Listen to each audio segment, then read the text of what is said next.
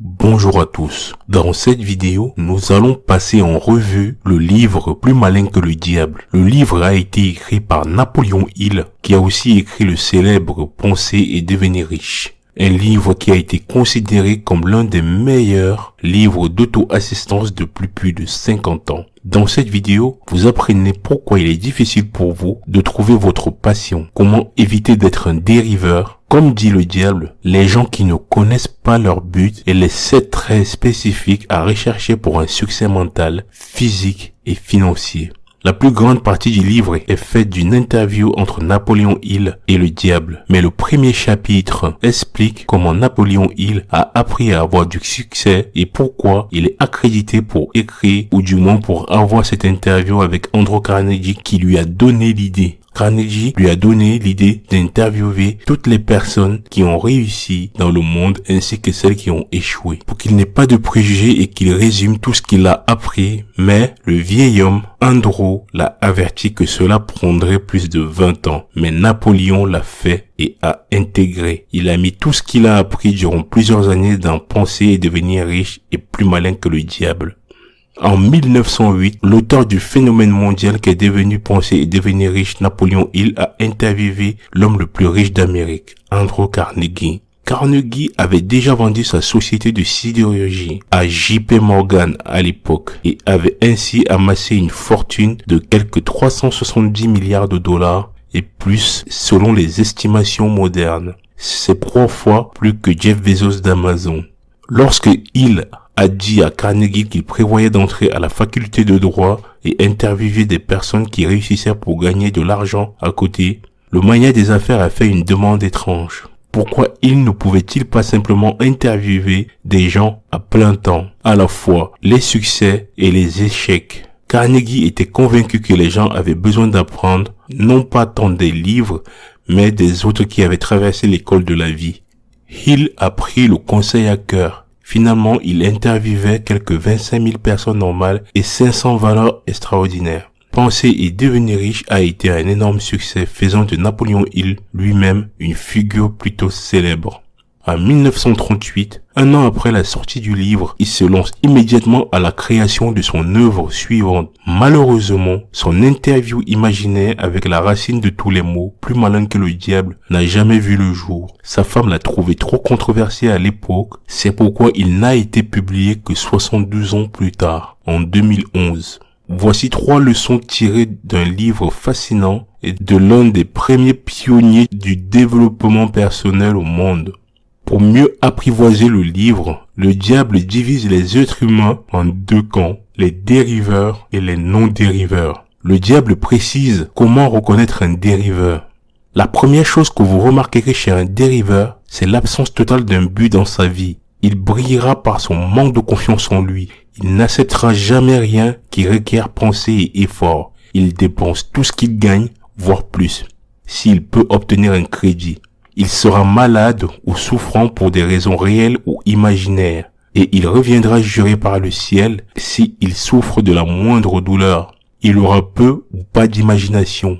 Il manquera d'enthousiasme et d'initiative pour commencer toute chose lorsqu'il n'est pas obligé d'entreprendre. Il exprimera si possible ses faiblesses en choisissant si possible le chemin qui lui opposera le moins de résistance. Il aura mauvais caractère et des difficultés pour contrôler ses émotions. Sa personnalité sera dénuée de magnétisme. Il n'attirera pas d'autres personnes. Il aura des opinions sur tout et des connaissances précises sur rien. Il sera souvent touche à tout et bon à rien. La plupart du temps, il négligera de coopérer avec ceux qui l'entourent, même ceux sur qui il dépend, que ce soit pour son toit et ses repas. Il fera la même erreur encore et encore, sans jamais profiter de ses échecs. Il sera étroit d'esprit et intolérant sur tous les sujets, prêt à crucifier ceux qui ne sont pas d'accord avec lui. Il attendra tout des autres, mais voudra donner que peu ou pas du tout en retour. Il commencera beaucoup de choses, mais en terminera très peu. Il sera lourd dans ses condamnations du gouvernement, mais il ne vous dira jamais comment il peut être amélioré. Il ne prendra jamais de décision sur quoi que ce soit du moment où il peut l'éviter, et s'il est forcé d'en prendre une, il retournera sa veste dès la première opportunité. Il mangera beaucoup et ne fera que peu ou pas d'exercice. Il prendra volontiers un verre d'alcool avec quiconque aime bien lui offrir. Il pariera s'il peut le faire en dessus de table. Il critiquera les autres qui réussissent dans la vocation qu'ils ont choisie. En bref, le dériveur travaillera plus durement pour mieux éviter de penser que beaucoup d'autres gagnent bien leur vie. Il préfère mentir que d'admettre son ignorance sur quelques sujets. S'il travaille pour les autres, il les flattera en face pour mieux les dénigrer dans leur dos. Le premier signe d'un non-dériveur est ceci. Il est toujours engagé sur une chose bien précise, par quelques plans réglés avec précision. Il a un but majeur dans la vie sur lequel il travaille sans cesse et des objectifs mineurs qui mènent tous à son but principal. Le ton de sa voix, la rapidité de son pas, l'étincelle dans ses yeux, la vitesse dans sa prise de décision le marquent clairement comme une personne qui sait exactement ce qu'il veut et qui est déterminée à l'obtenir, peu importe le temps que cela lui prendra et le prix à payer. Si vous lui posez des questions, il vous donnera des réponses directes et ne s'abaissera jamais à tenter d'y échapper ou à recourir à quelque superflu. Il accorde de nombreuses faveurs aux autres et en accepte modérément ou pas du tout. Il se trouvera en première ligne que ce soit au milieu d'un jeu ou sur le champ de bataille d'une guerre. S'il ne connaît pas les réponses, il le dira franchement. Il a une bonne mémoire et n'offre jamais d'alibi pour ses défauts. Il ne blâme jamais les autres pour ses propres erreurs, qu'ils le méritent ou pas. Il est souvent connu comme un grand fonceur, mais dans les temps modernes, on l'appelle le grand donneur. Vous le trouverez en ville en train de diriger les plus grosses entreprises. Vivre dans la meilleure rue, au volant de la plus belle voiture, faisant rayonner sa présence partout où il se trouve. Il est source d'inspiration pour tous ceux qui entrent en contact avec son esprit. La caractéristique majeure qui le distingue du dériveur est celle-ci. Il possède un esprit qui lui est propre et le gardera pour toutes les raisons possibles. Il n'y a que deux bases à partir desquelles nous construirons toute notre vie, la foi et la peur. Le but du diable est de faire de tous les humains des dériveurs sans but. Si nous ne faisons pas attention, il réussit rapidement. Pour atteindre la liberté mentale, spirituelle et physique, nous devons suivre 7 principes à échapper à l'emprise du diable. Que vous preniez le diable comme figure littéraire, une force invisible ou simplement des bouffonneries de notre esprit, apprenons à le déjouer. Leçon numéro 1. Vous passez votre vie entière à opérer à partir de la peur ou de la foi. En entrant dans son interview fictive avec le mal incarné, il connaissait déjà l'un des principaux outils de la ceinture du diable, la peur. Quelques années plus tôt, il avait reçu une menace de mort. Il a fini par se cacher chez des proches pendant plus d'1 an, paralysé. Une nuit, il est finalement sorti et a trouvé ce que Carnegie lui avait dit des années auparavant. Vous découvrirez que la cause du succès n'est pas quelque chose de séparé à part de l'homme, que c'est une force de nature si intangible que la majorité des hommes ne la reconnaît jamais. Une force qui pourrait être correctement appelée l'autre soi. L'autre moi a dit à Il d'arrêter de céder à la peur et au doute et de terminer enfin sa philosophie de la réussite. Ce qu'il a fait. Lorsque nous écoutons notre autre moi, nous avons confiance en nous. Nous ne cédons pas à ce que Steven Pressfield appelle la résistance. C'est la seule façon de fonctionner correctement dans la vie. Cependant, cet autre soi est exactement ce que le diable essaie de saper à chaque jour, à chaque tournant de notre vie. Il le fait en divisant l'humanité en dériveurs et non-dériveurs. Leçon numéro 2. Le diable cherche à faire de nous des dériveurs permanents sans jamais se déplacer vers ce que nous sommes censés faire dans la vie. Une fois qu'il a commencé à vous envoûter, le diable utilise contre vous les peurs les plus courantes. Napoléon Hill découvre rapidement qu'il a des moyens encore plus intelligents de nous ruiner. Le diable prétend d'abord envahir nos esprits avec le principe des habitudes pour ensuite établir l'habitude des dérivés. Voici ce qu'est la dérive directement de la bouche du diable. Je peux mieux définir le mot dérive en disant que les gens qui pensent par eux-mêmes ne dérivent jamais, tandis que ceux qui pensent peu ou pas par eux-mêmes sont des dériveurs. Un dériveur est l'antithèse d'un stoïcien. Les dériveurs se laissent balloter dans la vie et permettent aux phénomènes extérieurs de dominer leur esprit. Ils ne vont nulle part parce qu'ils n'utilisent pas leur cerveau pour penser. Celui qui ne dérive pas ressemble à un poisson qui dérobe la passe sans mordre l'hameçon. Celui qui ne dérive pas prend ce qu'il veut de la vie, mais il le prend selon ses propres règles.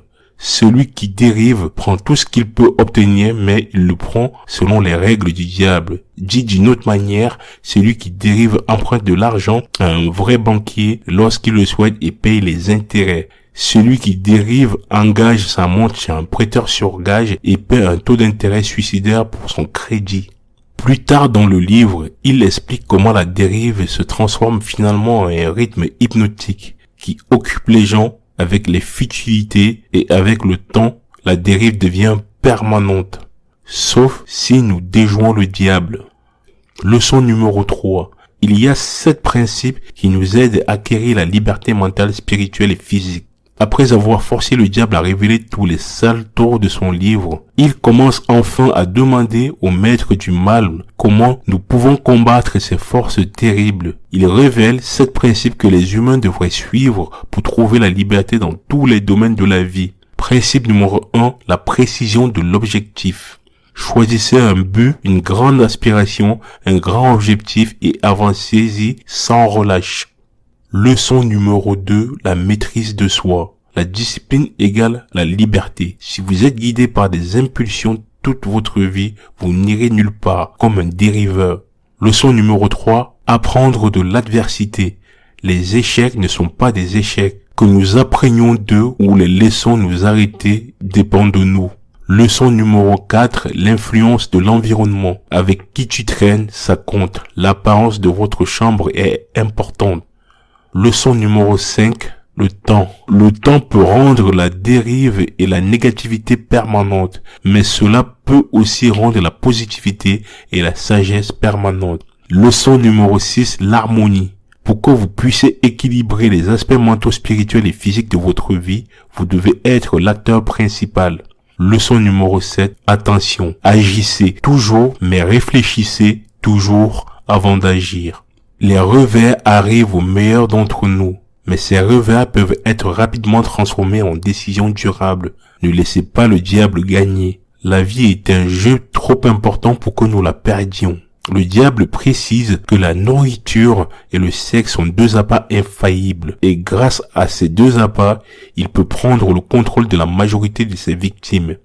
L'autodiscipline qui vient avec l'obligation de travailler. Regardez donc toutes ces stars du cinéma et ces athlètes qui se trouvent soudainement à la fois idolâtrés, tels des héros et en possession de sommes d'argent. En conséquence, observez à quelle vitesse j'interviens dans la plupart des cas et prends leur contrôle, souvent par le sexe, le jeu, la nourriture et l'alcool.